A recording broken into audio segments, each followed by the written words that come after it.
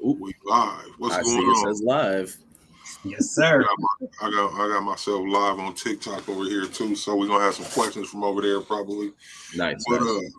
Let me man, give me one quick second here. Let me just put this on Do Not Disturb. So I want to make I, sure nobody's interrupting me. All right, cool. We're I good. need to do that too. Where's my phone? I'm going crazy here. All Here right. we go again. There, man. I'll get there, man. So, man, appreciate you first off, Patrick, No for coming problem, out, man. It's always a pleasure to talk to you. And we just gonna get going, man. Let's do it. Can we get a little history though? You know, we got to go back to that history path. Yeah. My history, or you want Caesar history? Which one? Or both? A little bit of both. Both in Okay. there. It's simple enough. I'll give you my history. I was in the mortgage business for 7 years. This is my right home to mom story. But I was in the mortgage business for 7+ years. I was getting burnt out. My wife at the time was a crafter, stay-at-home mom and crafter, and she started a little business of her own that she was very proud of and happy. And she was going on a girls' night one night. She said, "Hey, I need you to push this button. I need you to do this thing called weeding. And then that's all I want you to do. Don't touch anything else." And I said, "Okay." Yeah. So I royally screwed up the first one, bad, like really, really bad. And I somehow figured out how to cut a second one and get the weeding done and application process done after watching a bunch of YouTube videos and how-tos. Cause I was like, okay, I screwed up the first one. So now I got to like make it right for the second one. And I got to go through the whole process. So I was able to accomplish that. And the rest was history. The next day, that thing was mine. And, we had always used Caesar products. And we had always used the brand of HTV, so we were already committed to it. And then my wife had kind of presented, "Hey, that Caesar," to which I said, "Well, they're an Italian company, so if they're an Italian company, how are we supposed to do that? We live in Michigan. They're in Italy." Right. And she was like, "No, they have the North America location like 15 minutes from our house." And so I did an interview, not really thinking much of it. I knew what I wanted to do. I knew I wanted to get out of the business and get into something that, allowed me to be creative. But it wasn't until I like got in and did, because I interviewed with pretty much every manager that was available at the time. I mean, I did multiple interviews, and it was kind of not uncommon, but it's not something that we do very often. So, for me, I think understanding how much time was already invested in me before I even really started, and just having conversations with me as a human being, and just in the interview process, kind of bought me in to the message and bought me into the company. And then shortly thereafter, when I started, I was basically given a blueprint of like, hey, this is how you be successful in this industry, and this is how you're successful here. Especially, and that was getting involved in every piece of the business, whether it was from sales. I've been lucky enough in my career here so far to do some video content.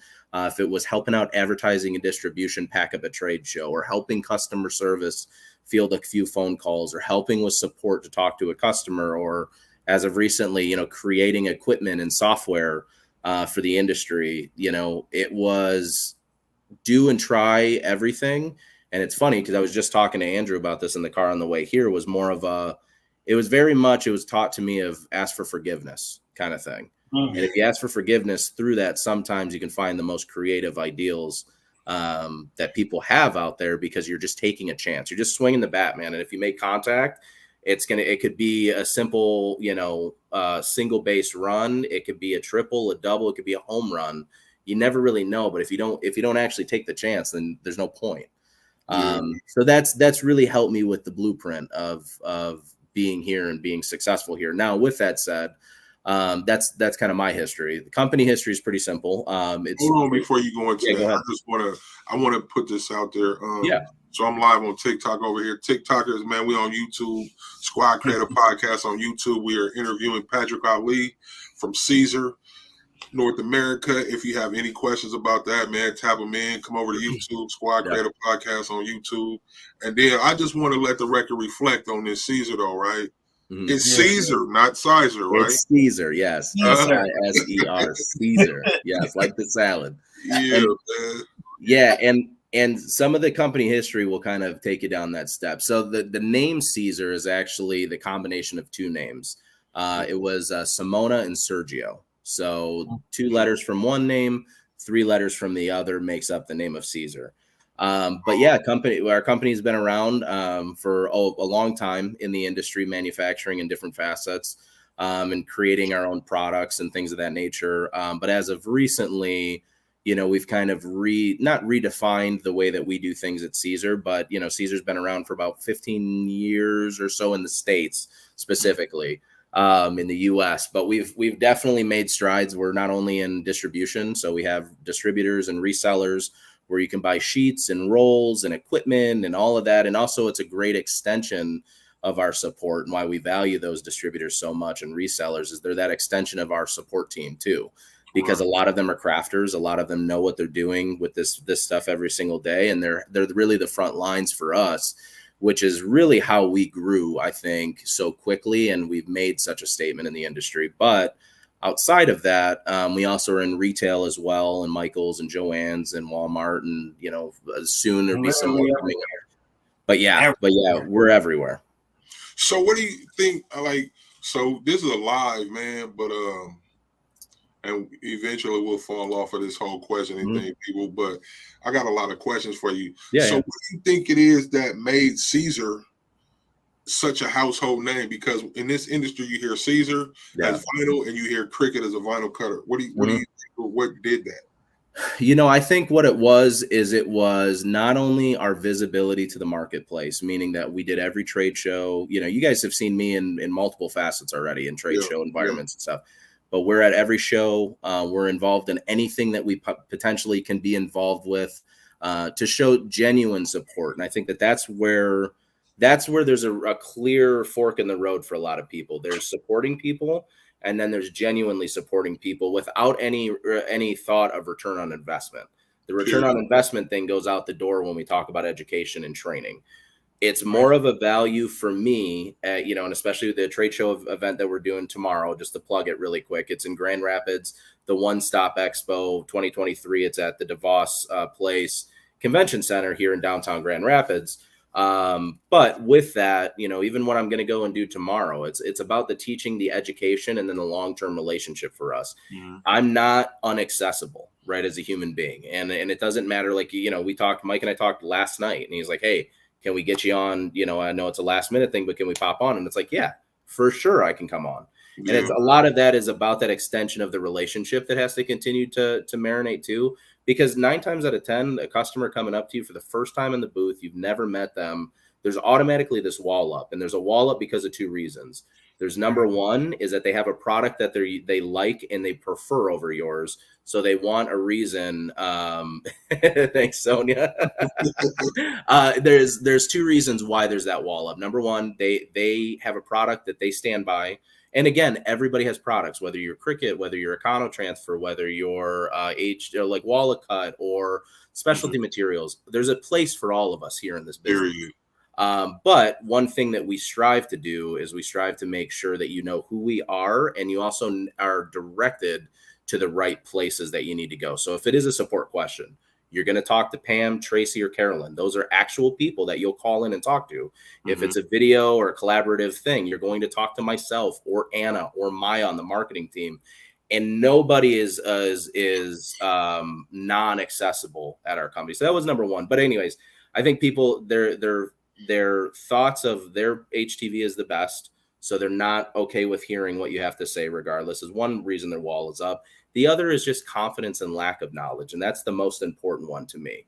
Having somebody come and say, okay, the product I use is superior because of X, Y, and Z. That's okay to me, because at the end of the day, we're here to make quality products, just like what you're using, I'm sure, is a quality product. So there's no harm, no foul on my part. What my mind goes to is the person that comes up to the booth and is hesitant and tense to ask questions because they've never been presented an opportunity to ask questions, especially directly from the manufacturer. A lot of people go the influencer route, where they're like, the influencer is going to be the one to get our message out. I believe the influencer, or as I like to say, the maker or creator, in my opinion, is the person that values the company and wants to promote the company, regardless if there's paid or unpaid. I don't think that, at least I would hope that many influencers aren't getting paid to promote products they don't believe in. Right. So that's one element of it. The other element is just being accessible and able to call me up, text me, IM me, DM me on IG. That's why I put my Instagram handle on everything, is you can reach out to me on multiple platforms and expect a response, and a valuable response, because everybody at Caesar, whether you're, the top of the company, at the very tip top, or you're a janitor, right? Everybody has an opportunity to collaborate, and everybody has an opportunity to say how they feel and fix designs and things of that nature, to just help with the betterment and the progression of the company.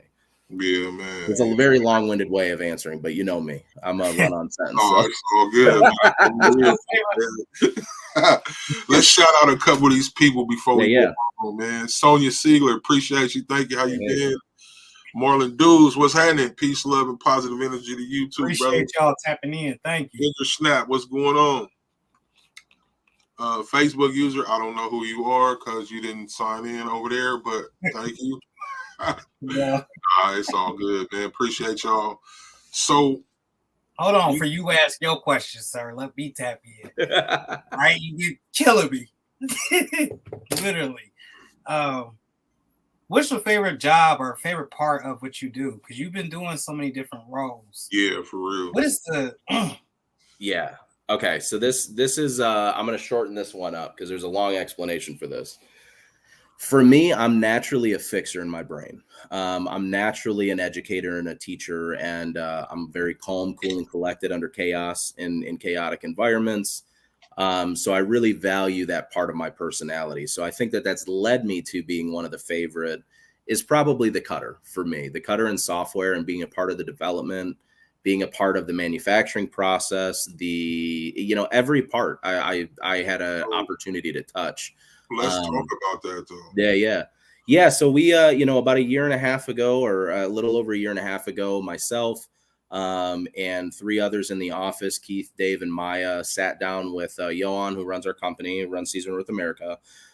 Sat down and we had this idea to, we've always had the idea to come out with our own equipment. Eventually, that was going to be, the next trajectory. That's going to be the next trajectory for our company naturally. But I think there was always a fear of, can we do it? And the four of us plus Johan sat down, and Johan had this idea for this piece of equipment and said, hey, I think this is something that we're capable of accomplishing, and let's figure out how. And so, we met with some folks in the industry and tried to get an understanding of what even made sense with this cutter. And we all met ourselves because, when you're at Caesar, there's one piece of the puzzle that a lot of folks miss. Okay. Is that the people that are just in sales or just in marketing or just in customer service, if they're not creative as well, then everything crumbles. It doesn't matter. It doesn't matter if you're in sales, you have to sell creatively, because sometimes people don't like what easy weed feels like or what stretch might feel like. So you have to get creative on showing people what you can do. But that extends from every piece of our company. So when we sat down with the cutter, we really took it seriously. And we said, what are the flaws that the industry is offering right now? We have some cutters out there that are really good at software. And then we have some cutters that are out there that are really good with the machine. But the problem is there's no happy medium between the two. And this is coming from the standpoint of a user. I was a Cricut user. I mean, I can't say that I'm not a Cricut user anymore. I think that's anybody that says I used to be, it's, in my opinion, we're on a live. It's kind of bullshit, in my opinion. You're a creative. If you're a creator, it doesn't matter what piece of equipment or what type of vinyl or whatever it is. You're just creating because you love to do it. I think for us, the most important factor was, how do we bridge the gap between the design software and the cutter and offer it to the community as something that they can grow with? Not just, hey, we're already 10 years ahead in software and cutter development, and you're a brand new user walking into the door for the first time. How do we capture that audience? Because for me, that audience, you can learn bad habits very, very quickly just by not having the right type of education and the right type of materials and the right type of equipment. So if we were able to offer something that could accomplish that, which I think we did, that was going to give the industry a lot better opportunity to go from that everyday consumer, to elevate them to that prosumer level. So what's the difference between the Romeo and the Juliet? I feel like every time I say it, I want to sing it. Yeah. What's the difference between the Romeo and the Juliet? So the Romeo, let's start with the Juliet. The Juliet is a 12-inch high definition cutter. The actual head of the machine cuts at 24 inches per second running, and just standard running time on the head itself cuts at 27 inches per second. So it's a fast machine. It's a super quiet machine as well, which I love. And, one of really my only claims to fame, and I know that I stay very humble, just like our team does in the whole development. But one of the things that I was able to offer for the cutter is that the head of our machine, much like a traditional cutter where the head just moves within this space of the machine, ours actually houses itself in the machine itself. So instead of, we call it a 12-inch cutter, but it actually cuts 13.5 inches from edge to edge on the machine. The Romeo itself, and I'll get into the technical behind it, but the Romeo itself is a 24-inch model, but because of that same head motion and housing, we can cut about 25.5 across the entire platen of the cutter. And both of them are just as fast. And the main thing that I like about both machines is our user interface. Originally we were going to go with a touch panel, much like you see on some of the older Cameos. Then we thought about maybe something more like a dial or easy switches like the Cricket had. But I think we all sat around and were like, we need full customization. We need to be able to do whatever we want with this machine. And that only works if we have that LCD screen and that digitizer. So the user interface on every page pretty much has a test cut button, because we're big on make sure you're test cutting your material. And like everything in Caesar, it's a little t-shirt because it's Caesar, right? We got to make t-shirts. But with that said, it was able to feed with a mat or without a mat, both machines. Pretty soon we'll have a stand that's coming out. I don't even know if I'm supposed to say that, so that's an exclusive here. So look,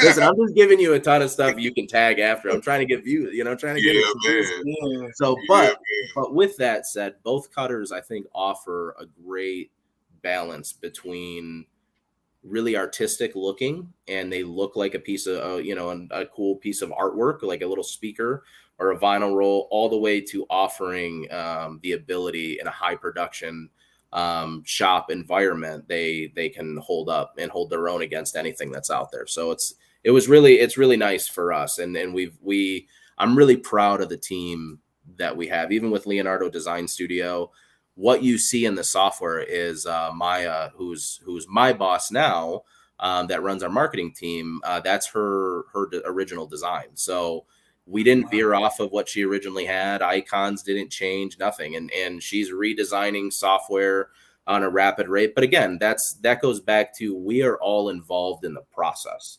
And when you're not involved in the process, you can't educate and you can't teach the process, because you're not learning it for yourself to the point that it's second nature. I mean, guys, I think I've told you this before, Mike, but we had a 2-hour conversation about the way that the power button operates, because that's how much it mattered. It mattered if we got into the war room and we yelled and screamed at each other for a little bit, and we figured out this happy medium, because now we have this perfect balance of elegance and performance and speed and quiet and all these other elements that I think people were looking for. We were able to wrap that up in a nice, pretty bow, which has been good. I'm really proud of our team for that. Yeah, man. So there's a camera in there, correct? There is. So that's one of the big benefits to the machine itself, is that we don't have optical eye. We don't have registration lasers or sensors. It's an actual camera. When you're registering a print and cut job, you're registering through an actual camera in the cutter. Yeah. That's awesome. Yeah. And that's allowed us that accuracy too. I mean, we have, as far as I know right now, out of the box, probably the best accuracy that you have in the industry. And I'm okay with saying that. Why was y'all, what made y'all scared, or what made you a little bit delayed in actually putting the product out? You have Caesar vinyl. I think that's a great question. And I think that's a question we all ask ourselves internally a lot, of like, why did we take so long? And I can just say, just like I told you guys right before this on a subject, we were talking about time. Sometimes everything's about timing. We hit a stride right post-pandemic. And that's another thing that I don't think a lot of people realize in manufacturing, is that what you guys see, the product that you see today is not the product that we started with. It's not the system that we started with. It's the same makeup, it's the same design, it's the same features and functions, but the ideology behind the equipment and behind the software definitely have changed a couple of times based on what we found in the market. And so manufacturing something post-pandemic was really, really difficult. Cost of containers and shipping and all of that stuff went up. You know, we wanted to offer a product at the time that we opened up. We wanted to offer a product that was also cost effective and accessible for the type of production quality that you can get out of it. And I think, you know, being that the Juliet at a $499 price point and then the Romeo being able to do the same thing that a lot of the commercial machines out there do today. And I would say even to an extent, a little bit more so what the freedom you have, being able to offer that at a $699 price point instead of $2,400. I mean, for us, it was just, it was like, it made sense, but we knew we were taking a risk because with that, a lot of people got into the DTF world during the pandemic and a little bit towards the end of the pandemic. And DTF, POD, I'm going to tell everybody out there right from the horse's mouth, DTF, DTG, any POD, which is paid on, process on demand, any type of things that are like that, they're great additions to our business. They make sense. Right. They make a ton of sense to do. And I love the fact that there are more convenient and simplistic ways of creating. And if you're not somebody that's a maker, but you're a designer, that's a great platform for you to be able to, like actually go and produce something really good quality. However, I think that vinyl kind of lost its way a little bit in the world during the pandemic because there was a convenience of doing all of these print on demand type things. And now people are starting to get back into it. But what happened was a lot of people put a lot of money and investment into DTF and DTG and stuff like that. And they put less money into the vinyl side of things. And now we're starting to see an evening of the playing field as there's companies out there that do DTF really, really well. And then there's companies out there that don't do so well. And it's okay. I mean, right, there's places for everybody in the industry. However, I think that some people that decided to go, not say the cheaper route, but for some of the cheaper equipment, it would clog really easily. You have to maintenance them regularly. You got to constantly run prints through them. But like that education portion wasn't out there. So then some people can get lost. And now you basically have a $15,000 paperweight sitting in your room. Not to say that that's everybody's case, but It's just we found this little bit of a shift. So again, for the sales of the cutter and people registering accounts and becoming new creators and also elevating their current production environment, the cutters have been a great addition to it and a great addition in the industry. And I think the software, as we grow, and that's another portion of that, right? The software is still very young. It's very new. So as we grow and adapt, we just took the stance of listening to the audience. We want the audience to tell us, hey, we want a layers panel. Okay, then you have a layers panel. We added that in. We want the ability to snap our rulers on the page wherever we want. Well, now you have the ability to do that. And I'll plug this here because nobody has officially said this publicly yet on any platform. Even myself and my own platforms, on our own platforms, I haven't said this, but like we'll have in the new software, we'll have multi-document support. So you can open up multiple pages within your design software. Oh, that's dope. Something that everybody in the industry was like, we create a lot of artwork. We need a way to be able to create that in multiple facets, right? So, those are little things that we want to add for the future. And actually that will be coming into an update that's being beta tested right now. But we're updating frequently. And that's the thing is I think the people that have been very patient with us, just to plug a couple is like Ellie Mae Habits, Courtney Brinkner, Mama Bear K, they have been advocates for us. Libby Ashcroft, Stephanie Young, who works for us, but a great advocate and educator on the equipment and software. I mean, these folks have really taken a big leap of faith with us. And I'm really happy that they did because we're getting to see all the really cool things that we got to create. And it was a lot of time, energy, and effort spent doing that. And we're just happy to bring something, to the market that hopefully is the next thing that people get excited about when they're creating again. Yeah, man. Yeah. When I grow up, I'm going to give myself one. These sounds like the machine sounds amazing. The software sounds amazing. I've heard nothing but good. Did you see it in person yet? No, I haven't. We got to get you to a show, man. We got to get you to a show to see it. Yeah. So hold on, see. Say what's on your chest. What you wearing, bro? What you got on? Who, me? Or Seak? Hustle. Your dreams don't require a pillow, man. 12goneapparel.com. Go get you one, man. I like that. I can say that one is literally hot off the press, people. Literally hot off the press. But yeah, so man, what other so I want to talk about this DTF, man, this DTG and all this stuff. I want to get a little deeper with that. Like, so everybody's like, vinyl's gonna die, vinyl's dead, and then you got all these people with these home DTF machines that they're bashing vinyl. You don't know more weed and all this, but they're selling these pre-made designs. Man, how do you feel about that as a vinyl user and seller and distributor?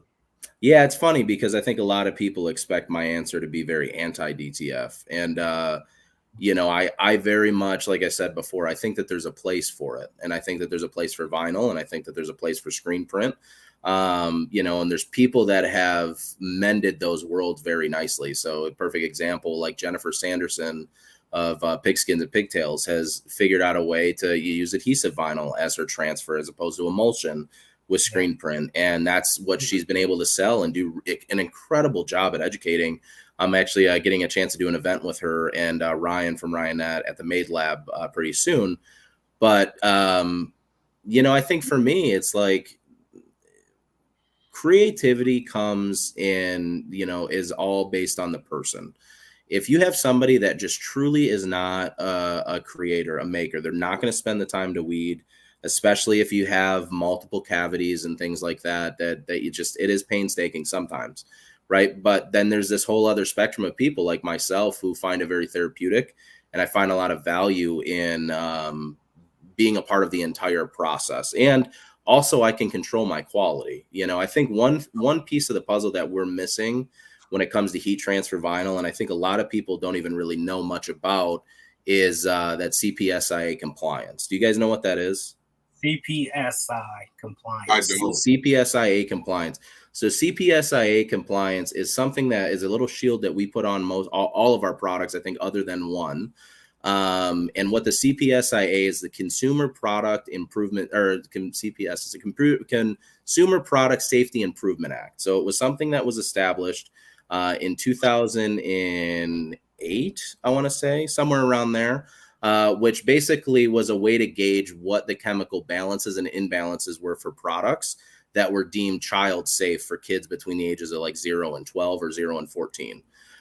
So with that said, that CPSIA compliance is something that for our product, we can back to say that the stuff that you're putting on your chest or the stuff that you're heating up at a high temperature and putting on your chest is non-toxic to you, or the levels of potential toxins are so low that we pass California Prop 65, we pass CPSIA compliance, and we rarely push a product out that doesn't have those tags. And if they don't pass our standard wash test that we do at work, which is very, very aggressive, and it doesn't pass that CPS or CPSIA or that Prop 65, we have a real serious conversation about, does this product make sense for us to even carry? And that's the best part about it, right? Is that not only are you certifying your product, but you're now in a different world where, we're talking about whether it's safe or not. And again, that's not to say that DTF or DTG or any of these other technologies are not safe. I don't want to cast stones on anybody, but I know the value of my product, and I know the certifications and the stringent testing that it has to pass to make sure that it works every time. And we're very confident in that. So I think that that's really my only argument, if any, about any type of DTF, is that if you have an order that's, 50 shirts or above, yeah, my opinion, I'd probably be going to DTF too. I have a company that I use for my transfers when I need them, if I'm doing larger orders. But I also find a lot of value in being a part of the creative process. Perfect example, Mama Bear K was just in our office. We had some influencers in a couple weeks back, and she was telling us, she's processing upwards, over 700 and 800 orders, pretty regularly. And she's doing it with vinyl. Now she has some screen print that she adds in there, But she was also very honest about that part of like, hey, when I have certain things, I need screen print for them, but I can't get screen print quality, or I can't get HTV quality all the time out of a transfer or a DTF, because there's just things like holographic, brick, consistency in flock, and those types of materials, glitter. Those are sometimes hard to replicate through that process unless you're willing to put in so much time, energy, and effort. Now, the other portion of that is there are other solutions out there that could benefit you, aside from DTF, if you are a maker and a creator, but still still love the fact that you're a maker creator, but need to do a high volume. We have a product that we launched last year called DTV, direct to vinyl. And it's a pigment based ink. So it works in a regular desktop printer. And you're able to print a design. And this is not like the stuff you used to buy, off the shelf at Walmart when we were kids, and it was just an actual paper. Like, this is a real vinyl, great elasticity, great amount of, color gradient. It's a really great product. As of right now, I can run design through Leonardo, through a regular printer on DTV, and then weed and apply it in less than 1 minute and 40 seconds. Yeah. So unless you can find me a technology that can do that quick, not, when we talk about these technologies, we're not talking about the time too. And again, yes, it's automated. Yes, you don't have to weed. Yes, they're full color prints, but there's a lot of inconsistencies as well. And so, that's the only thing that I can say. I don't ever want to bash anyone. I can talk about the consistency of my product and how the value of it without right. the DTF, but I can also talk about the value of having it. That's how people did. Yeah. Thank you so much. But that's how for so long, we were able to stay relevant, right? Because we offered a solution that either people couldn't replicate, and, or we were educating so much on it at the time that you didn't want to go away from us. Yeah. I don't want to say us. You didn't want to go away from vinyl, because there was a lot more education out there, at the time. But again, I came with vinyl. You see me vinyl. I ain't leaving it alone at all. Yeah. But again, sometimes it makes sense to go with a super color transfer, right? Like it is what it is. And anybody in the industry that'll tell you, whether you're a competitor or not of their company, if they want to bash the company, then have something to back it up. If they want to bash a particular company against their product, like, have something to back it up. In my opinion, there's room for every single person. There's room for everybody. It's just what decoration methods make the most sense for certain people. So. Yeah, man. So I like that you said for people that want to bash companies, have something to back it up, because you see a lot of that. Mm-hmm. Like, and I think it goes back to the influencer. Yeah. And at the end of the day, us as influencers and different stuff, it's our opinions. Mm-hmm. That's it. So that's it. I can't be mad at you if I send you a Romeo and you tell me you don't like it.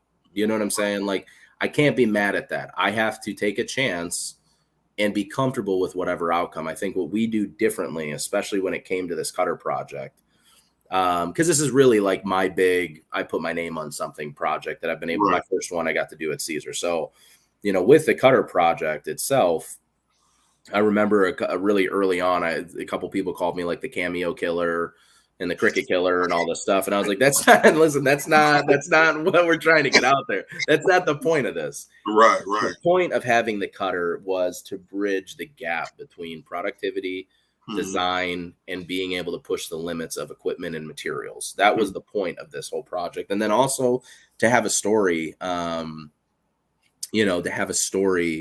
to kind of go off of as well. And the Romeo and Juliet mixed with Leonardo and our Italian theme. I mean, everything. If you ever watched the launch video that we did back in September, it's on our YouTube channel.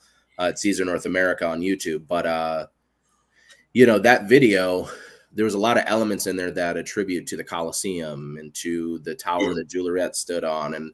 And we really wanted to tie that in with some messaging, because I think that that's one thing that companies that market well do, is they tie in the why behind a product. It's not just that this is a vinyl cutter. It's what this vinyl cutter can do. I'll tell you guys, and I think I said this on the first episode that we did, is that, you know, there was a lot of times that I didn't have money to pay for my kids. I didn't have money for diapers or for food, but I knew, you know, at the time, again, I'm very honest about what I used. I was a Caesar user before I ever started with Caesar. But I knew that I could run to Michael's, I could grab some Caesar or the Craft Hut down the road from my house, grab a couple rolls of vinyl, flip a t-shirt, and make sure that my kids had formula or had diapers, you know, and or that our family was taken care of in hard times. And my wife had very much the same entrepreneurial mentality as well. So that's what it did for me. That was my story. You know, that's the reason I have this attachment to heat transfer vinyl, and why it's so important to me is because it literally paid during the pandemic. You know, we had one gentleman that bought like a shirt for his wife who was a nurse, you know, and my wife had the idea, you know, why don't we grab, you know, 50 or 60 sheets of vinyl, throw 4 designs on each, just like you know, the All Heroes Don't Wear Capes with a RN stethoscope, you know, like everybody was kind of doing at the time. But she hopped on the trend and she's like, let's just donate them to the guy and see if it does anything. And we got letters and we got phone calls and we got IMs on Facebook and people that engaged with us that were just very thankful that we were able to do that. And it was what meant the most about that process is I made it. My wife made it. You know, our hands created it. And that's why I'm so passionate about heat transfer vinyl and the benefits of heat transfer vinyl, is because, you know, I made that with my own hands to protect and provide for my family at one point in time when I needed it. So I wanted to be able to do that for others as well. That's something that the survival part of it is something that we lack. Yeah. A lot of people just jump in but they've never had to survive. Like, you know, I must compare it to a street pass of mine, but like this trying to get out here and go t-shirt for t-shirt is like drug dealing, man. You trying to go rock for rock because you got to eat. You know what I mean? It's the same difference, just a different product. Yeah. And it makes you appreciate it a heck of a lot more, you know? Yeah. We got a question for you. I'm sorry. No, you're good. Go for it. Elevated Apparel. Uh-oh. Let it go away. I saw part of it. How the Romeo matte holder compared to the Cameo. Okay, so you're talking about how's the Romeo compared to the Cameo Pro? Yeah. Okay.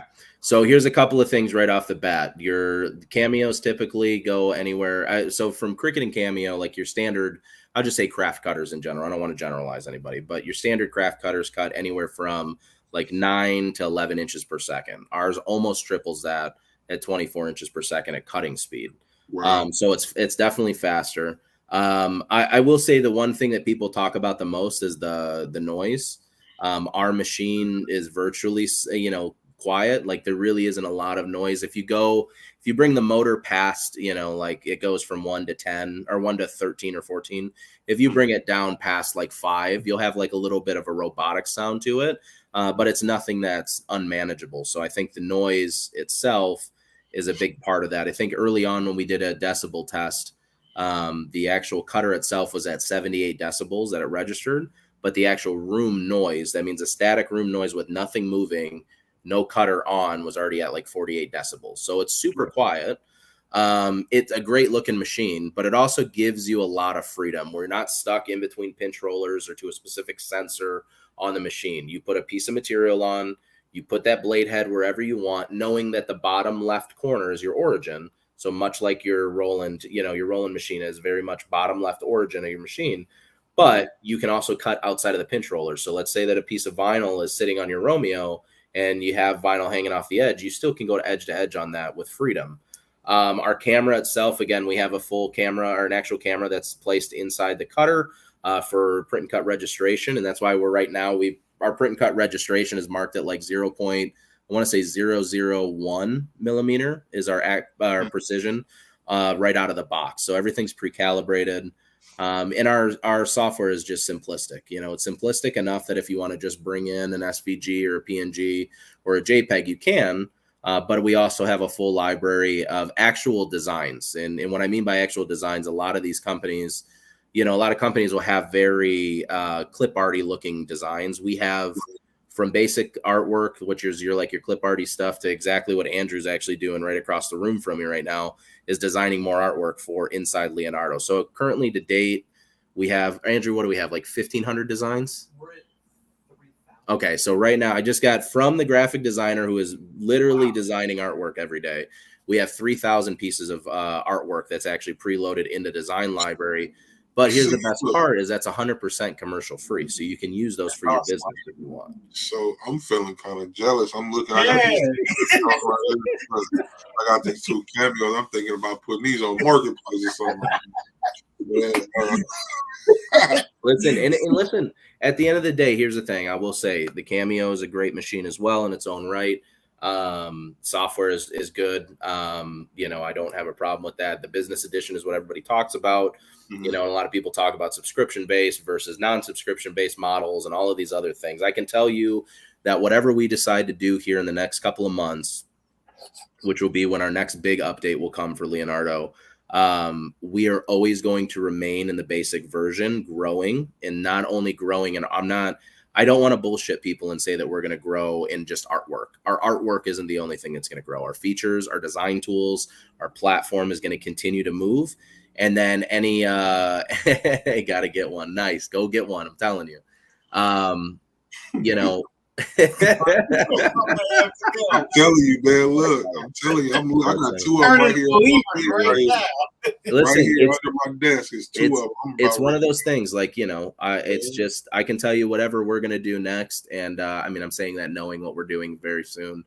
I think that we're going to have a pretty cool software, and I think that it's going to be something that's going to benefit a lot of people. And we're going to not only have design features that change, but we want business opportunities, because I think the only way that we value our work properly is if we have the convenience of automation in certain aspects. And one of the hardest things for a brand new person and brand new entrepreneur and business owner, hustler, whatever it is, or however you define it, is the valuing your own work and valuing your own productivity. And I think a lot of us, we don't even put a price tag on our labor at first because we don't know any better, right? We don't know any better. We don't know what that's supposed to cost. So we have no frame of reference. So then we go to Etsy and we look at these Etsy listings, and this shirt's $35. So my shirt I'm going to make for $25 because I want to outsell them, not knowing that their shirt still costs the same amount of money as you, but Etsy is taking more money from them than you would make in your revenue stream. So I think that just that piece of the puzzle and the education portion, we are really hyper focused on making sure that these cutters also can be an addition to your business. Doesn't always have to be a one-to-one replacement. We love for that to happen, right? That makes me feel really good when people are like, hey, I'm ditching my old machine and I'm going to yours. However, we want to make sure that there's a value for people to even have it in the first place, because we didn't create this to be a paperweight. We created this to be a elevator of your business and your production. So, period. It seemed like y'all did a great job with that, man. Appreciate it. Let me ask this: so with the software, are you able to actually design in Leonardo from scratch and exporting? Can you export like PNGs or JPEGs or anything like that? Great question. So currently, right now, Leonardo Design Studio, I would tell you, in my honest opinion, that it's a hybrid design software. And what I mean by that is some of the tools and features that we want in the software that make it that true design software. Because again, that means so many different things to so many different people, right? Of what an actual design software is for them. But with that, if we're talking in relevance of like a Corel Draw and Adobe Illustrator, that will come with time. But, I gave this fact the other day and I thought it was a really, it made a lot of sense to me when I was having a conversation with somebody that was talking about the progression of our software. And I said, Cricut's been around since the early 2000s.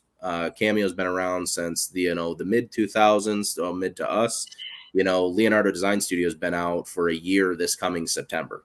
So for us, we've already made really great strides, but there's a lot more improvements to making a true design software. Now, as a graphic designer, there are things that we made sure we had in the basic software early on so that we could make it feel as if you could still design in the software. So if you have like a Wacom tab, like a drawing tab, and or if you have a MacBook or like a Apple computer and then an iPad, you can sidecar your iPad and actually physically draw in software. So you can create different layers and full designs. However, you have the ability to bring in elements. So as of right now, Leonardo can bring in an SVG for vectored art, as well as JPEG, and then a PNG for any type of like print and cut. With that in mind, we can save as a local LDS file, which is our Leonardo Design Studio file. locally to your computer, so you can take them on the go.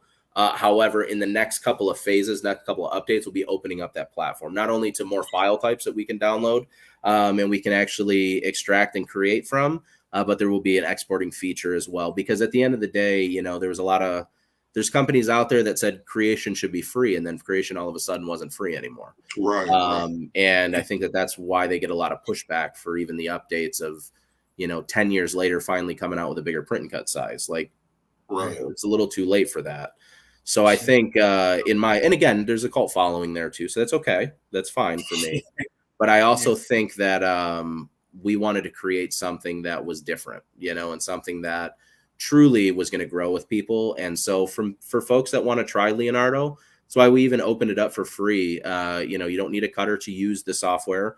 If you head over to caesarna.com, SISERNA.com, and then there's a tab on there that's the cutter tab.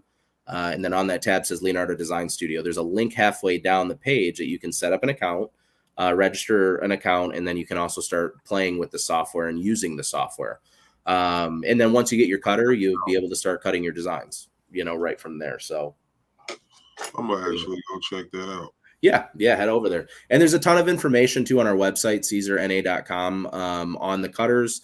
That's also a great resource for anybody that needs vinyl help.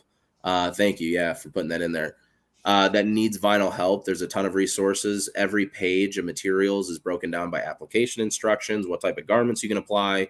That CPSIA compliance is going to be there, the laser-friendly tag. All of those things are available to you right there on the website. So, and then also, just to get to meet the crew, you can go to the About section and see all of our company photos, you know, and see who you're going to meet at a show and who does what in the company. And it's very, very interesting because this is done by design, I think, in two ways. But like the leader of our company at Caesar NA is at the very bottom of the list on the website. And I think that that's something that, you know, for him, it's very important. You know, partially it's alphabet. I think part of it's alphabetical for the record, but also partially that's a very much a representation of how we treat our company. Everybody's linear. Everybody's on the same playing field. Anybody can come in and ask a question. Anybody can come in and offer up advice or suggestions, you know, on anything. So let's see if she's ready for another piece of equipment. Hey, I'm trying to tell you, Brandon, man, I'm thinking man, especially with being quiet too. I've seen this machine sounds amazing, though. Yeah, guys, the quiet thing is a funny topic because it's not hard to make a machine quiet. It's just you have to know what you're looking for to make it quiet. And I think one thing that the other machines failed at is they didn't take in consideration the vibration of a machine and the vibration of the type of table in which you're going to put that machine on. So for us, the reason why we put the main motherboard on the bottom is because we want it to be heavily weighted, the center of gravity at the bottom. Reason we only have 4 points of contact instead of an entire flat board sitting on pegs was the fact that, you know, we could put those rubber stoppers that were a little bit longer. So when it was on the table, there's a lot more vibration absorption, and then there's less machine to vibrate because remember, we cut out part of the head so the head could go, or the machine head could go actually into the machine. Right. So those are those are just things that I think people want, you know, but they don't necessarily know they want them until they see it in person, you know, because again, it's a cutter. It does exactly what you want. It cuts vinyl, it cuts PSV, it cuts, you know, like smaller, like thinner wood, it cuts paper craft, it cuts everything that you want it to cut. The only problem is that most people, you know, they didn't realize how noisy the machine was until we came around. Right. That's the big learning curve, I think, for most people. My wife noticed as soon as we went to the show. She was like, "You need to get that." Speaking of my wife, she was wondering if you guys would have something the size of the Cricket Joy because you covered everything from 12 all the way to 24, 26. I'm not sure how big. So here's the best part. Okay, and I'm gonna give you a little insight on something we specifically did for the Romeo. So typically on commercial cutter, you have a bottom grit roller, right? So you have pinch wheels. Those pinch wheels sit on a grit roller, and that causes the friction that allows the machine to push the material back and forth. Mm-hmm. On our Romeo, we specifically milled out that bottom grit roller at it's basically a 3-inch bar or 2 or 3 inch bar at the beginning, but it's at 0, 3, 5, 7, 12, 15, 20, and 24. So those are all the measurement increments that grit roller goes onto. The benefit to the Romeo is that those pinch wheels can snap right together, and they can fit a piece of material that's like 2.5 inches wide. So you don't need a Cricket Joy if you have a Romeo, right? If you have a Juliet, the same thing applies. Those pinch wheels can run on one roller so that you can actually accommodate anywhere up from like 3 inches all the way up to that 25.5 inch cutting space. So those are, again, some of the things that we implemented that caused us not even to realize like the kind of gold mine that we're sitting on, where people can be super creative and can be very customized and precise at what they're doing. There was actually a guy in Australia in one of the groups. He had a piece, so our test cut on there is like a 1 inch by an inch. It's just a little t-shirt with a circle in it. And he used like a 2-inch piece of material, put it under one pinch wheel and did a test cut, and it cut out perfect just using one pinch wheel. So, you know, those kind of things those are fun to see. You know, those are things we didn't even think about at first, but somebody found the value in it and how it can benefit them. So those are really, really cool moments that you get every once in a while. I think that, like, it is definitely the fact that you guys were actual vinyl cutter users. You guys really utilized that, and have came up with something, a game changer. Yeah. As time progresses, it's gonna make everybody step their machines up. I think you guys might have changed the face of the vinyl cutter. Well, I will say this. I'll give you this. We're not stopping there. How about that? Colors? What about colors? Can we get a black one? Colors, I can tell you that I can confirm is probably going to be in the future for sure. But there's some stuff I can't say, but we're not just stopping where we're at right now. So we'll be around. We'll definitely be around the bend, and we're excited about it. Yeah. Yeah, man. So vinyl, man. Like, what kind of new vinyl can we expect? Does Caesar doesn't have a puff, right? We do. I have never seen Caesar puff. Yeah, we actually do have a puff. Yep. You got your you go through Heat Transfer Warehouse, right? Yeah. Okay. They have our puff too. Yeah. I didn't know that. I've never seen it. Yeah. We have our puff. So we just launched puff a few months back. It was just something that we knew in the industry that everybody was asking us about. You know, being a manufacturer, I think everybody, you know, that's the part that's really cool about our value as a company. People value the quality. And so they know that when we put our name on something, that there's quality behind it. So everybody was asking us for it for a very long time.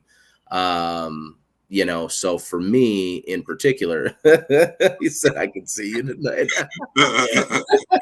You can't put those kind of comments up there, man, because it throws me off. You having technical difficulties over there, man.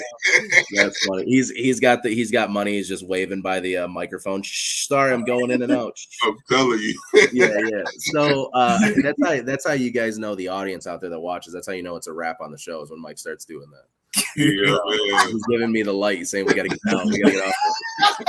They ain't paying for StreamYard Premium here. Come on, no, I'm just kidding. So, anyways, you know, for us, sorry, I lost my train of thought there. But yeah, for us, I think that it was just it was super important to us to be able to offer that same quality. So we took a little bit of time with it. That was a newer product we have. Obviously, the Easy Color DTV.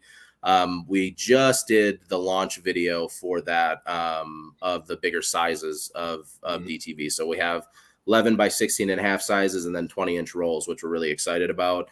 And then pretty soon here we'll have our Aurora. I don't know if you're familiar with the Aurora at all. No. But so the Aurora is like an iridescent fabric like material. I'll send you some sample material of it. Right on. They have it. But yeah, the Aurora is just make sure I have Mike, will you just make sure that I have both of your guys' addresses, and I'll send you some. But yeah, so we have that in a printable now. So with solvent, and I think latex, we deem that one as well.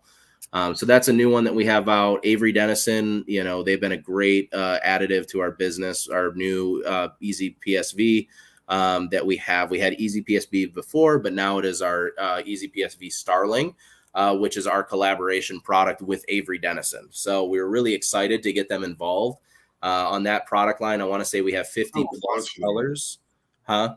I have a bunch of that Easy PSV. Do you have the old stuff or the Starling, the new stuff? The older stuff. Okay, gotcha. All gloss. It should be all gloss finish.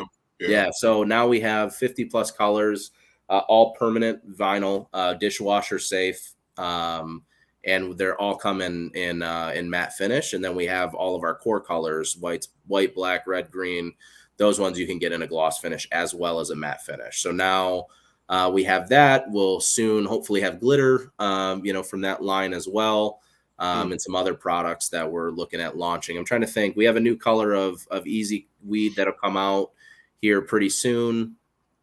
We got some really cool products that I'm actually starting to shoot content on, and I'll give you guys a little lowdown just because it's kind of cool. We'll have it looks like etched metal. So it's like a chrome, PSV. So we'll have gold and silver. It's like a brush metal look. That's dope. So that'll be pretty cool. I like that product. I think it looks awesome.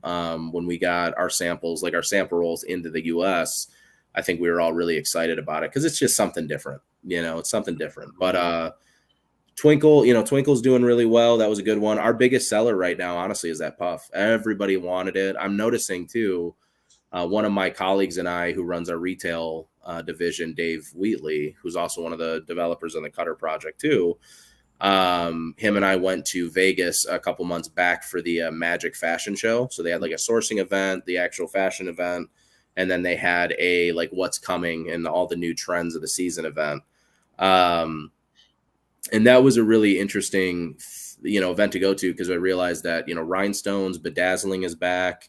A lot of people are really into the puff. And then I'm trying to think of the name of it. Oh, geez. I always say it looks like carpet letters on your shirt. I'm trying to think of it. No, not flock. Different method. It's like actual stitched. Starts with a C. What's it called? I can't remember. Anyways, it's another decorating method that was like from the 80s and 90s, that are really kind of coming back again. So, we got a chance to see it. You know what I'm talking about though, right? Yeah, you got me thinking, I do. Yeah. I can't remember. Somebody in the comments will know what it is. Chanel. Yeah. Chanel. Perfect. Thank you so much. Yes, Chanel. So that's coming back too, so we noticed that the puff was coming back, obviously the brick and stretch, the fake and boss look is kind of timeless for us. Everybody likes to see it at a show and at an event. But yeah. So y'all are coming with some Chanel, huh? No. I was talking about some of the things that I was interested in seeing at the show that are kind of making their way back because, for us, we used our silver holographic all the time.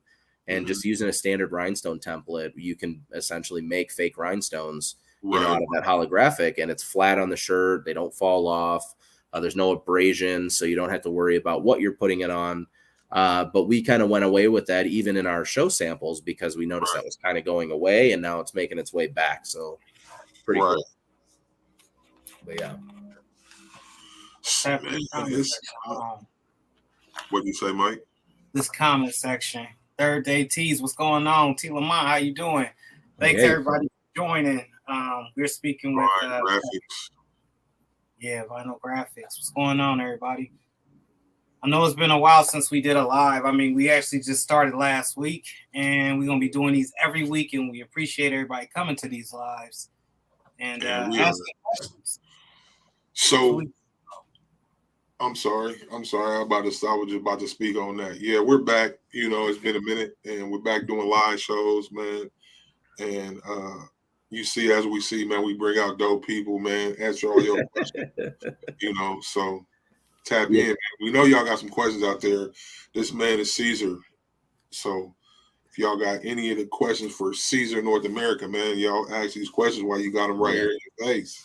For sure. And I didn't tell you guys this up front, but I'm really, really happy. Really happy you guys are back too. I think you understand how much value there is in doing this regularly. Yeah. How much value it is to the industry and to yourselves as educators and folks in the industry that are public figures too. These things to the people out there, are really, really important, and the consistency in that's really important. So I'm glad to see you guys back too. What's crazy that you say this is right. Like we just aired last week for the first time in a minute, and just the feedback and Mm-hmm. the love we've got for being back. I knew the effect we had on the industry, on the people, but I didn't understand it until this past week to see how many people actually missed the show. Well, I can tell you, I can tell you as a listener, and as a watcher, I can tell you what I value about it.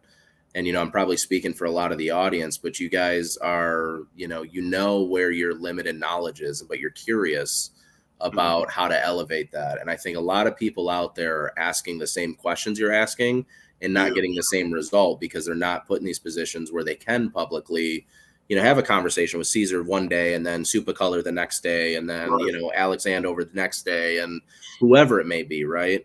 And I think that's a really exciting way to be is when you're just, curious. Your curiosity goes further than what you care to the fame or success or anything to be of. You just want to be impactful. And that's what's important. I think that's a huge value that you guys bring.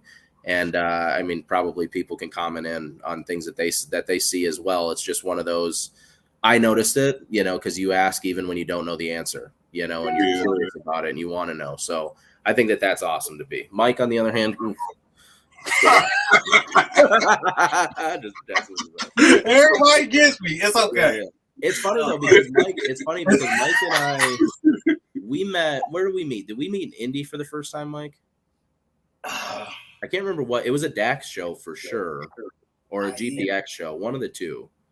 But we had met there just briefly, came to the booth, hung out, talked for a minute, said, hey, oh no, it was Long Beach, maybe. Long Beach. Maybe it was Long Beach because we had a really small booth at Long Beach that year, but came to the booth, hung out for a quick minute. I think you brought your wife with you, if I wasn't mistaken.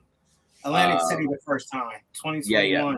Yeah. So came to the booth, we talked a little bit, we hung out just to chat, and then we didn't see each other until the Made Lab event, that was a few months after that. And that was the second time that we had to, we had an opportunity to meet. And I'm pretty sure that I bombarded you every time you were on a live. Pretty sure I would jump over your shoulder and look at your live or try to get into your live every once in a while. And it was just one of those things is naturally that I think that relationship kind of grew into a friendship, where we could be fun and playful. That's important. What was that question that popped up? I didn't want to miss it. I saw Substrate something. Where did it go? Right here, okay. T. Lamont. Oh, you smacked it off. What's the top seller substrate for sublimation on dark garments? Sublimation on dark garments. Are you talking about a material that you can use to sublimate onto to put on dark garments, or are you talking about being able to actually sublimate on a dark garment? This is what he's talking about right here. Okay.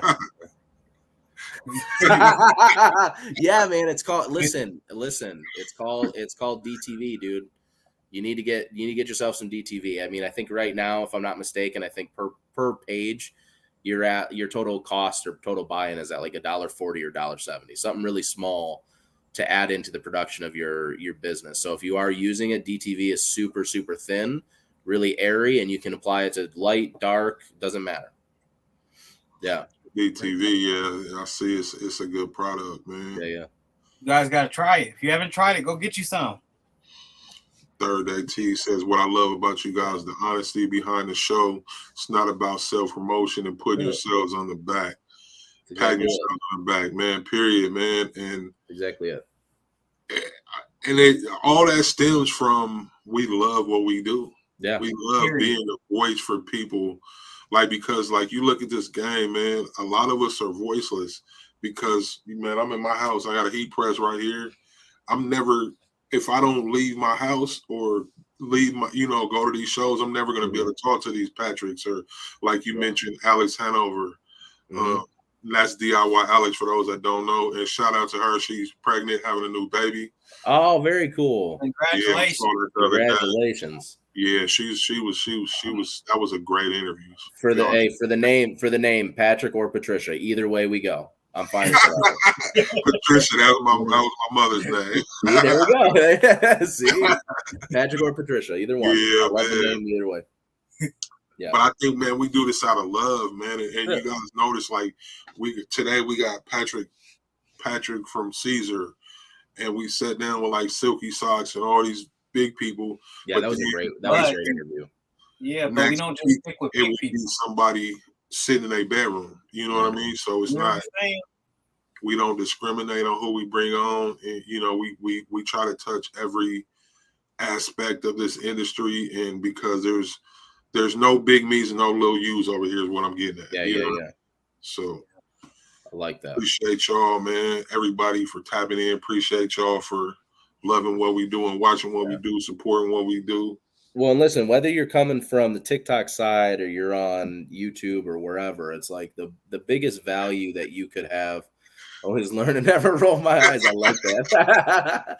Listen, the biggest compliment that the audience could do right now, if you're not already, is go and follow. Make sure that you're following on all social platforms. Yeah, man. Make sure that you're also not just following. Listen, you know how many times I see Mike.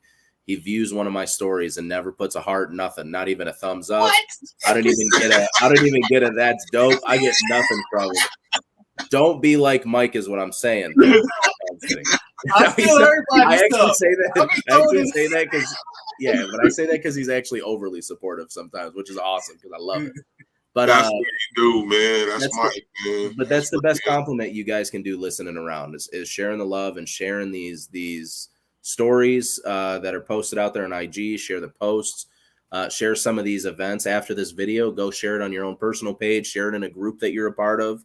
The idea is to get the attention, because if more people can find this and more people can see the value in these, it just is going to elevate these two guys, and I think it's going to be awesome. Right on. Yeah. Well put. Where's the next shows you got? You said you have one coming up tomorrow that you're going to, but what's the forecast? I'm in Grand Rapids.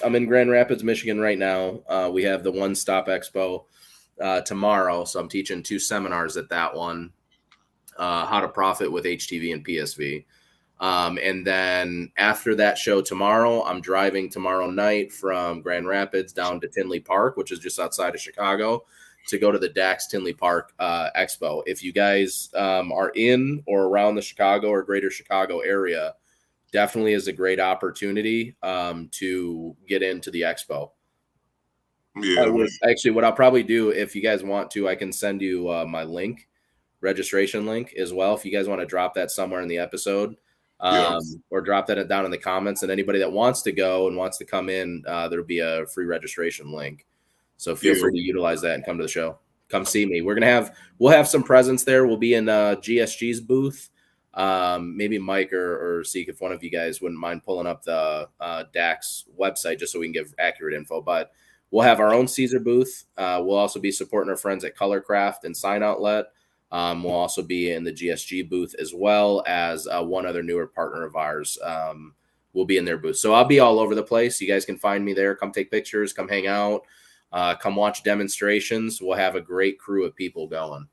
And what's the website? It should be Decorated Apparel Expo 2023, and it'll take you somewhere on there. I can probably even pull it up too, really quick. Let's see, Dex. Yeah, it's somewhere in my thing. Anyway, Tinley Park. Here we go. What's going on, everybody, man? Appreciate y'all for joining, man. Y'all share that out for me. Hit that share button. Hit that like button. If you haven't subscribed, comment, all the stuff. Mm-hmm. We do all it for you. So here is all of the spaces we'll be at the Decorated Apparel Expo that's coming up this Thursday through Saturday. I think it's actually a Friday, Saturday show, but I'll be there on Thursday and Wednesday too. But so we'll be in booth 403, which is Colorcraft. We'll be in booth 215, which is GSG. We will also be in our own booth, which is booth 401. And then we will also be in, where are they at?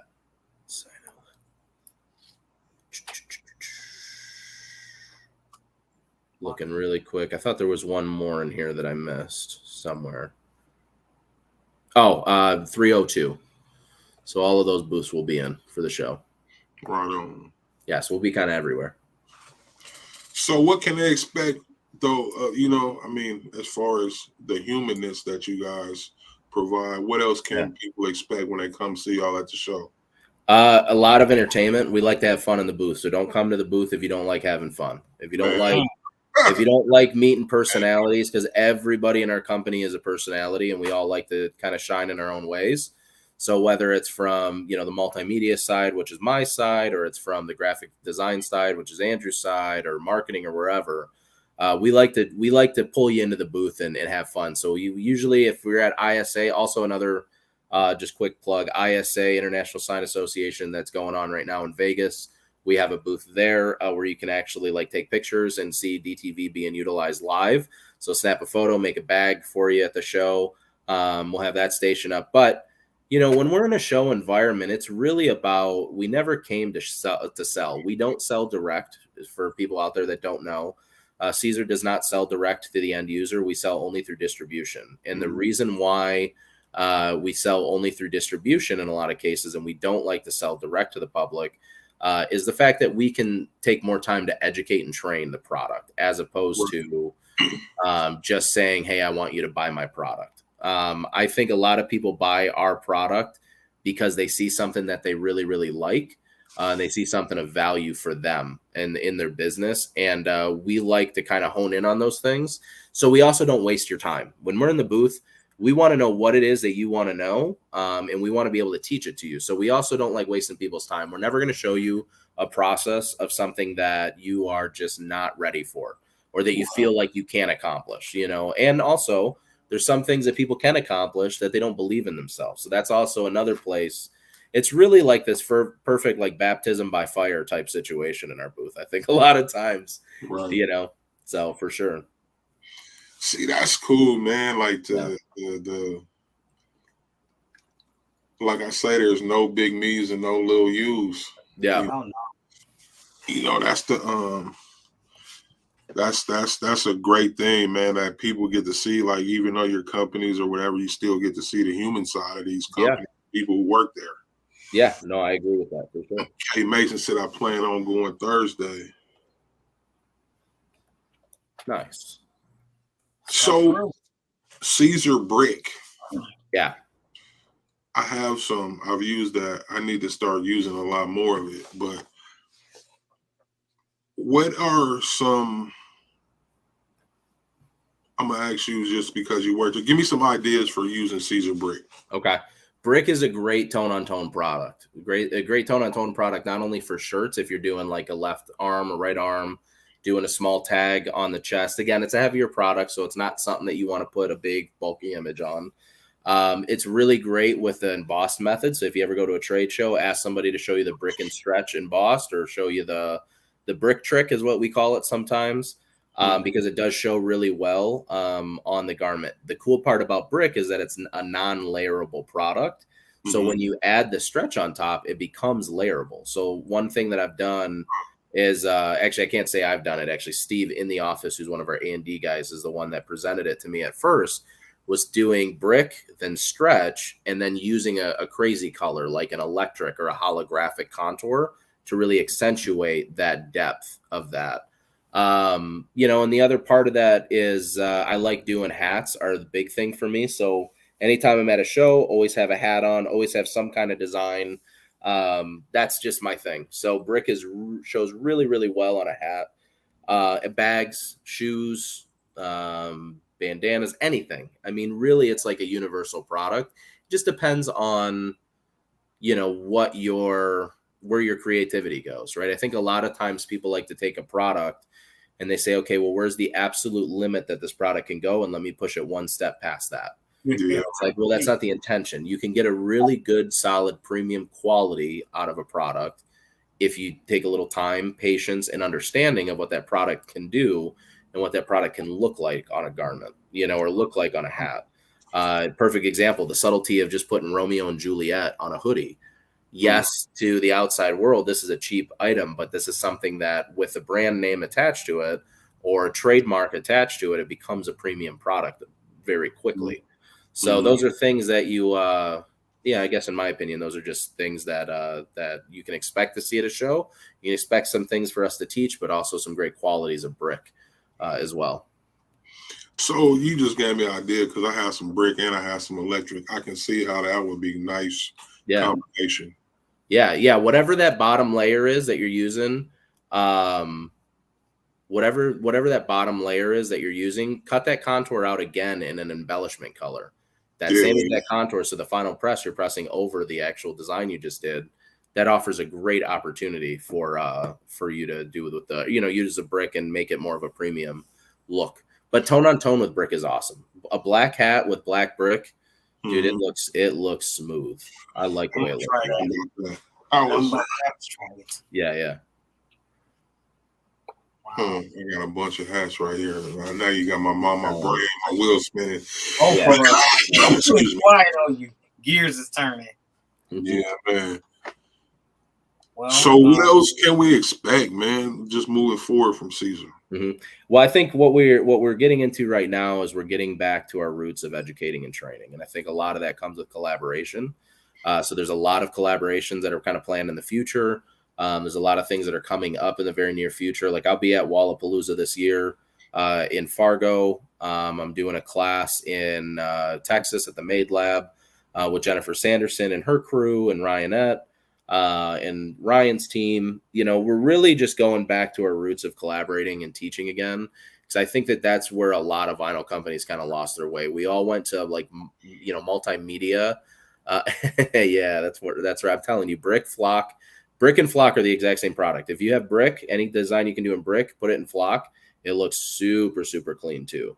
But anyways, I think that we just need to go back to in people's face marketing as well. And that's a lot of that's doing seminars, classes. You will see sponsored classes all over the place from us.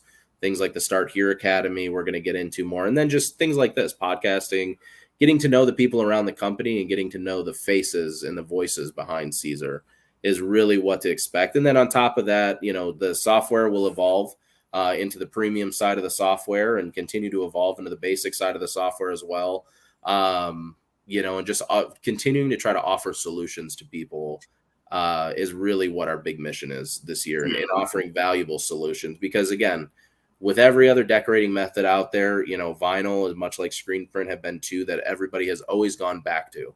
They try out a new technology or try out something new, that fad dies. They come back to wanting to get into vinyl again and utilizing it. The problem is that if we don't do it enough, then we kind of lose. It's not like riding a bike all the time. We kind of lose some of that, how to, and that can be tough too. What do we got? Can you layer your puff vinyl? Top layer only. So if you have like an easy weed that you want to do like a contour offset. So right now, a lot of people are doing like an easy weed, doing a small offset contour and like a tungsten. And then on like, say, a black hoodie, they'll do like tungsten electric HTV. And then they'll do the puff on top of the HTV. So you'll get this really cool electric outline, but then you get the puff of that puff product. See, man, you give me Listen, I can float you a laundry list of ideas. You definitely give me some. My head is spinning. My wheels are spinning. Yeah, for sure. I've been designing a T-shirt a day since the 1st of January. Nice. 101 days in today, so you giving me some new ideas, How man. Days? How many days? 101. 101 straight days? 101 straight days, but I've actually dropped 108 designs since January 1st of this year. Nice. It's hard as hell, but I'm doing it. That's all right, though. I do it. That's all right. That's called. Hey, that's the definition on your shirt is exactly what you described. Hustle. Yeah, man. I'm trying. Yeah, y'all visit 12Gone Apparel. Go ahead and shop 12Gone Apparel. Go look at some of those chasing, capture your dreams. How he offset and like splice some of them words to make it just pop off the shirt. I mean, every design you could tell there's a story behind it, and I want him to get on camera and tell the story behind it. Now, I'll put you on the camera. Yeah, you. Yeah. Nice. Snitch, little point fingers and stuff.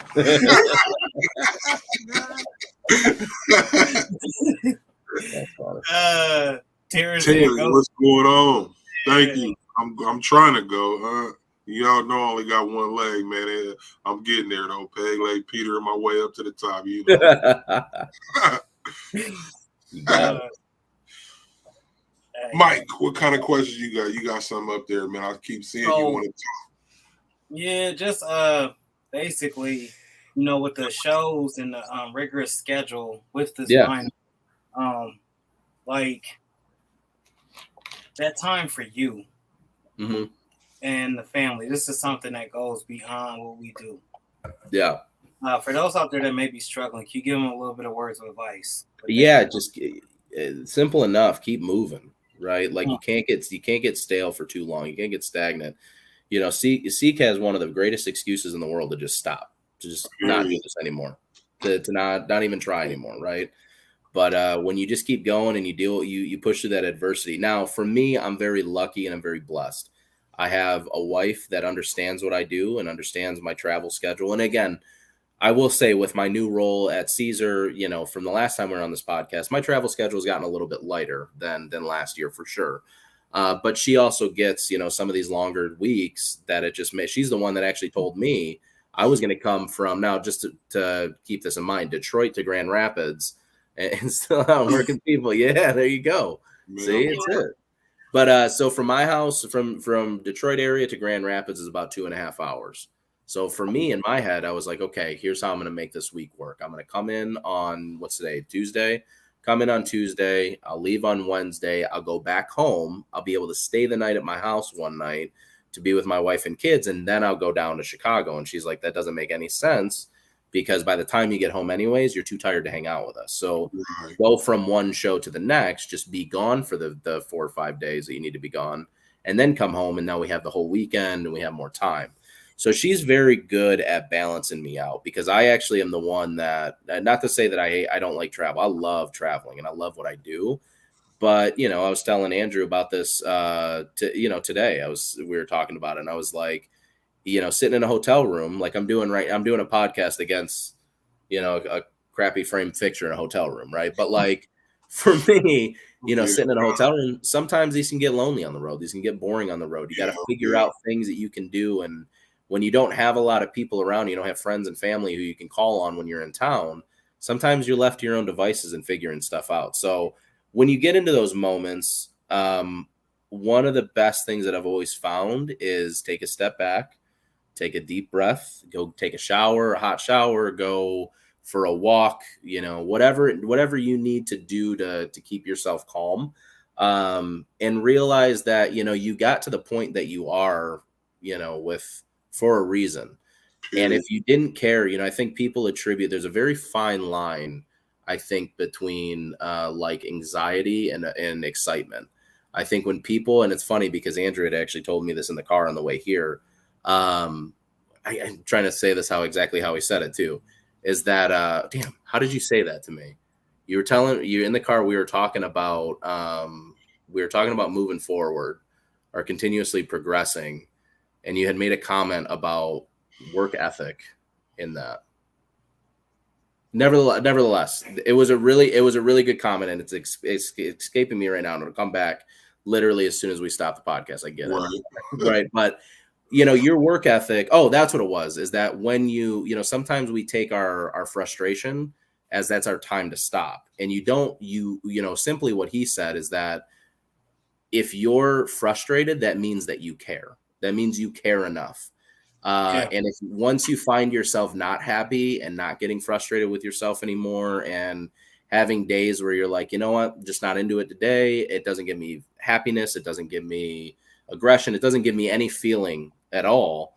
Then yeah, that's the time to maybe hang it up or maybe go to the next method. Right. And that's maybe when DTF is your thing or sublimation becomes your thing. And maybe the one thing that you're doing in this segment of the business doesn't make sense for you right now.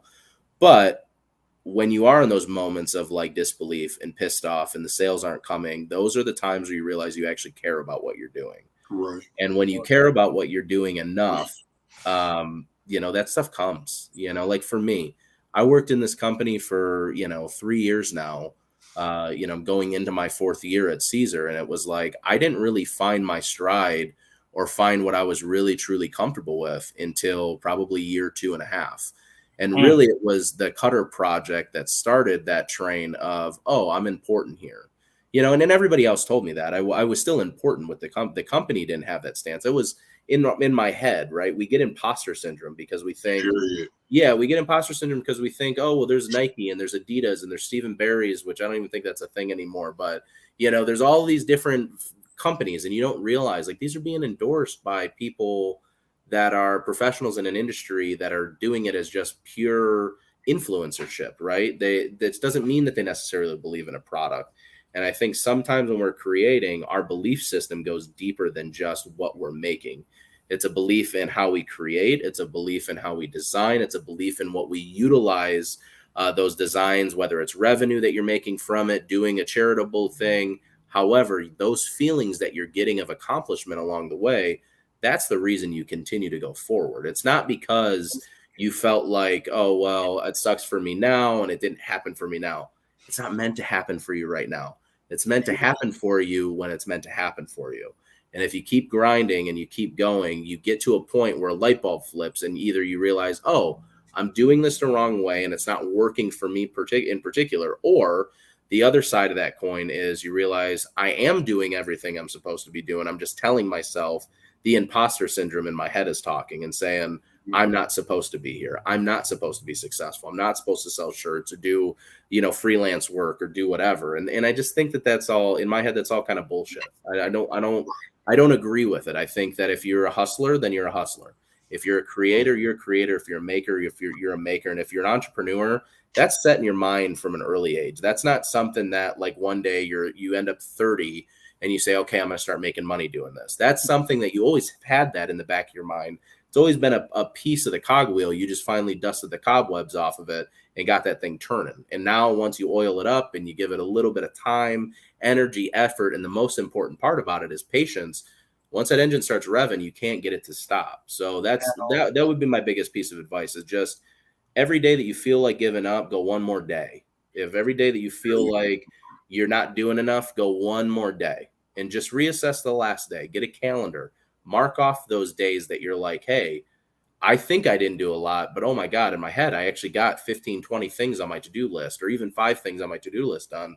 That's because you just go one more day. One singular day at a time is how you're successful. That's it. That was well put. Very well put. I'm here to drop gems on the Squad Creative Podcast. You just dumped off a whole bag full. Hey, Alex, perfect example. Alex, you in the back like Home Improvement. What was the guy that was behind the fence?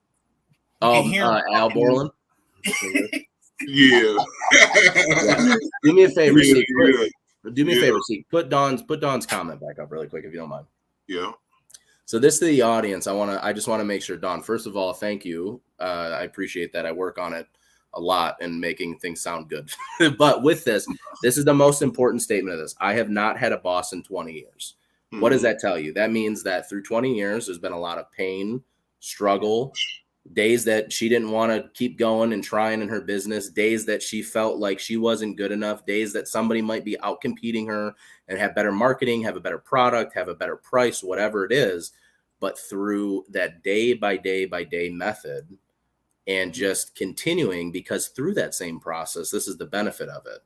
In that same 20-year period where all that bad stuff happened to Dawn, right? She also found herself as a human being. She made revenue for herself, which gave her purpose. She started a business and was able to do something that maybe when she was younger, and Dawn, I don't know you, but maybe when Dawn was younger, maybe she didn't think or believe in herself. Maybe she was introverted and now she's super extroverted. Those are all those really important facets, I think, that we can learn from each other. And that's why things like the Caesar North America support page and stuff like that, and then your guys' groups and things, why they're so important to have like-minded creatives all in one place is because of the fact that you are going to have those days that it doesn't make sense, or you're going to have those days that piss you off. You're going to have those days where every shirt you've pressed that day has failed or something's going to happen. But the problem is you have to realize that through that trial and tribulation, there's a lot of positive things that come out of that. And what comes out of that is purpose and meaning in life. And I'm hoping, Dawn, that that's your case based on your comment. I'm going to assume that, because 20 years to spend, I mean, that's something to be applauded for sure by the general population too. And in our industry of even being able to last that long in a business.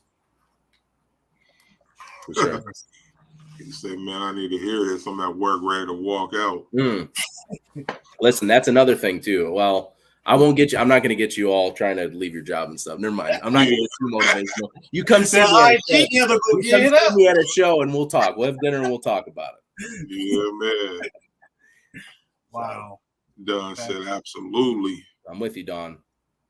Facts. You know, with you coming through and speaking this, like we had said earlier, to the people that's out there and everybody that's out there, Patrick is like a brother.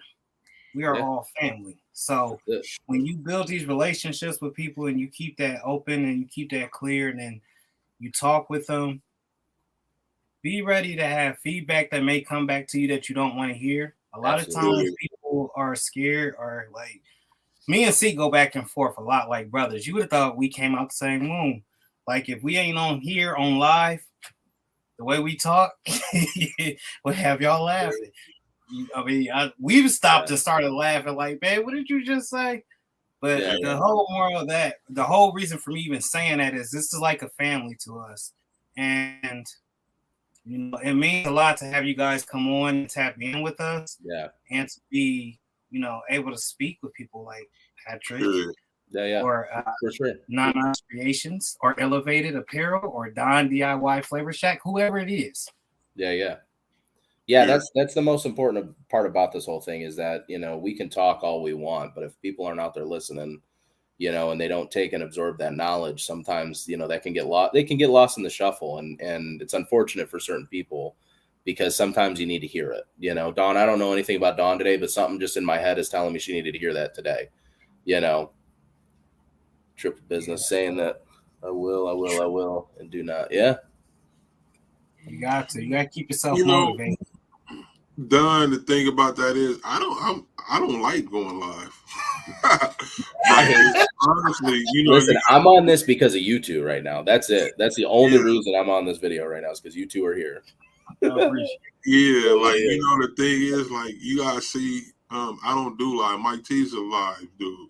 Like, I be on here, y'all feel I'm like a duck in water when I get on here, but like going live by myself, it don't happen too much as I'm live on TikTok as I'm saying this, but it's very seldom you'll see me go live because I don't know what to tell people. I don't know what to say, but I mean, it's one of them things. It's just, you got to do it. Yeah. Because you'll find that when you go live, it's not always about you. The conversation's not always going to be about you talking about what you're doing. Life is going to play a part in that. Yep. Just every day, you know, you might get to talking about what you had for dinner that day. Yeah. Or whatever the case may be, you know, so just do it, you know. Yeah. And also by doing that, it gives people to see you as a person. Yep. You know. I agree with that. We got any questions on TikTok, Seak? We do. Can't see all the comments in one space, in one place. I'm blind, though. I can't read my screen. Listen, that hat that you have on right now, Seek, that hat that you have on right now, that white brick on the white part of that hat would look dope, dude. Yeah, give it a 3D. Yeah. Or if you did, oh no, that's a 6-panel, right? Is there a seam in the middle of that? Yep. Okay. I was gonna say another thing you could do too is you could always go tone on tone, but then break up the paint splatter into the brick. So the white on white for the brick and then the black on black for the brick, and just make the design kind of mesh in between all of the like splatter and stuff in there. Oh yeah, see. I got ideas, man. Or even do it an off tone. So do black on the white and white on the black to make the logo really pop. I got a red one of these and a blue one somewhere. That's it. That's it, Don. But I will say this really quick because I know we want to wrap up soon. Don, I put my Instagram handle underneath my name. Feel free, anybody on there, to follow me on Instagram. Don, if you decide to go live for the first time, I promise you I will do a collab live with you. I'll be all right, Don. You hear that? Go ahead, Don. Been following me for a while. Yeah. You have a purpose. You're right. I needed that today. I have a big order in no time, so I will work all night, all night tonight. With that, so you pressing orders, I'm gonna tell you, just put it on live right there. Point your camera at you. You ain't even gotta talk. People gonna watch. Yeah, throw that camera on while you're pressing and listen. Hey, play some music in the background. You go to town pressing and designing, and you just let people watch along, and then you pop in there every once in a while if somebody has a question. Yeah. I stalk my. All right. So now I gotta put a picture in our booth of Dawn to not let anybody go around our booth. And see, one thing to another thing, like with this live, man, I see people sleep on TikTok all the time. Yeah. Yeah, that's crazy. Yep. Live, they just be sleep with the camera on them and people be watching. Yeah. That's crazy. But I don't know if we want to go to sleep. Yeah. I don't know if we want to go be knocked out. That's funny. So, are you both? See, that's it. That's exactly how you do it. Just throw the camera on while you're working. Let people see you in your environment. That's it. That's all people care about anyway. Yeah. They want to see what kind of press are you using, what kind of materials are you using, what kind of shirts. Remember, we're business owners, so a part of us, there's a competitive nature that wants to know all of that information. You're using a Bella Canvas, using Gildan, you using Russell Athletics from Walmart because you had a quick trip you had to go, a Maker's Market from Michael's, whatever it is.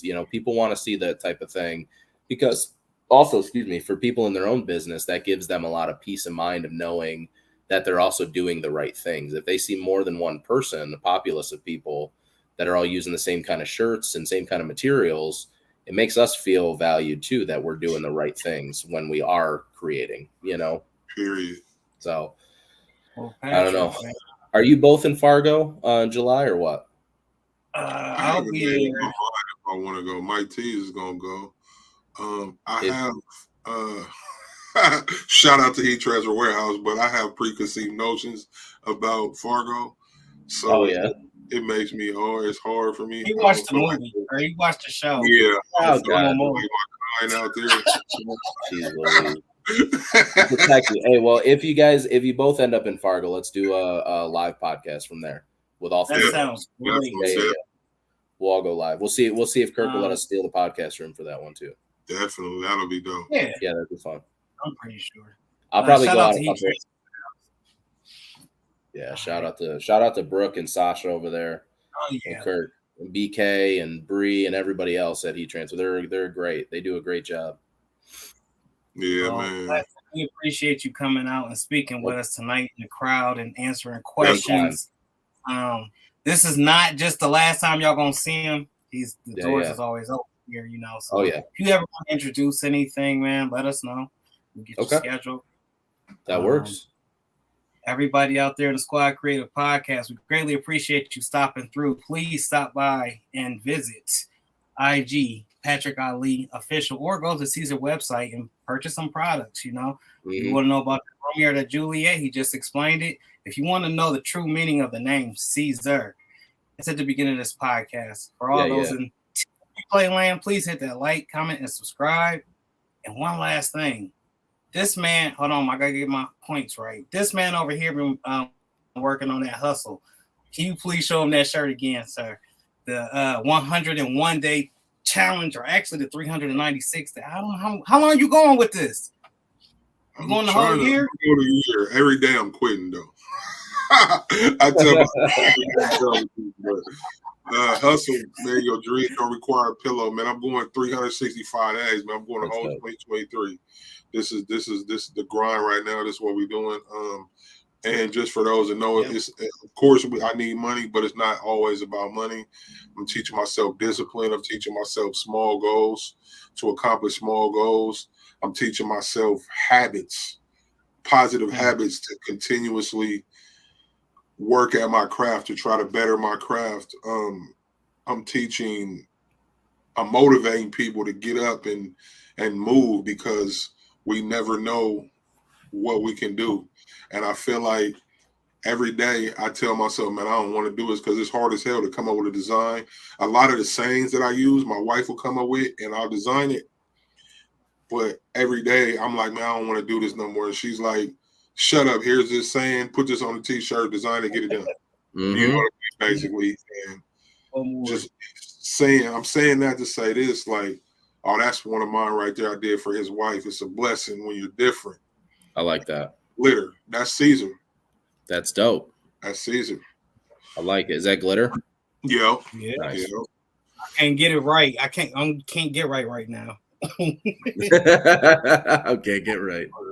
So it's just a thing to keep grinding, man, motivating people, man, pushing people outside of their limit, man. And I've been through a lot in the last year and a half. I lost my leg unexpectedly in 2021, September 28, 2021, and been grinding ever since. So just trying to be a piece of motivation, a piece of inspiration. And I'm talking too much, so I'm going to end this off because I know people got to go. Again, Patrick, man, appreciate you. Thank you for coming out, man. Thank you, guys. It's always a pleasure. Thank you. Real gems. And I need y'all out there in TV land, man. Y'all like, share this, tell a friend to tell a friend, man. And we will see y'all next week. Peace.